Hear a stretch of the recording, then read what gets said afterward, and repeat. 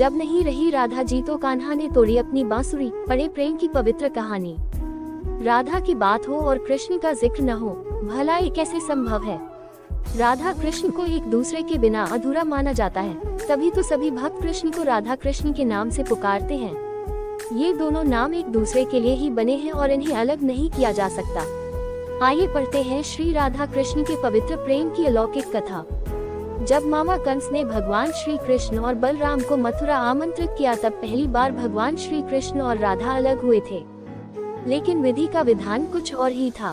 राधा रानी एक बार फिर श्री कृष्ण से मिली। राधा कृष्ण की नगरी द्वारिका जा पहुंची और जब कृष्ण ने राधा को देखा तो बहुत प्रसन्न हुए।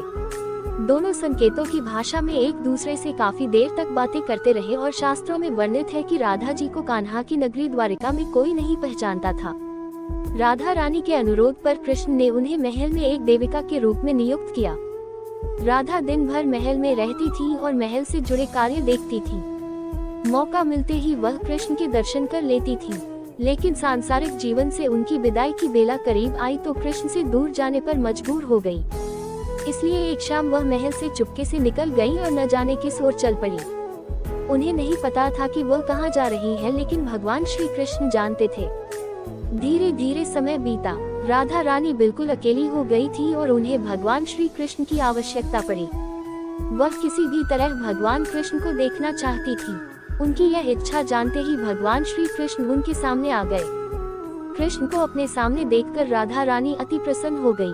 परंतु वह समय निकट था जब राधा अपने प्राण त्याग कर दुनिया को अलविदा कहना चाहती थी। कृष्ण ने राधा से कहा कि वह उनसे कुछ मांगे, लेकिन राधा ने मना कर दिया।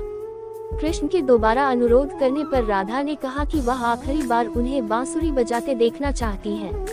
श्री कृष्ण ने बांसुरी ली और बेहद सुरीली धुन में बजाने लगे। बांसुरी की धुन सुनते सुनते राधा ने अपने शरीर का त्याग कर दिया। उनके जाते ही भगवान श्री कृष्ण बेहद दुखी हो गए और उन्होंने बांसुरी तोड़कर दूर फेंक दिया। जिस जगह पर राधा ने कृष्ण जी का अंतिम समय तक इंतजार किया, उसे राधा रानी मंदिर के नाम से जाना जाता है।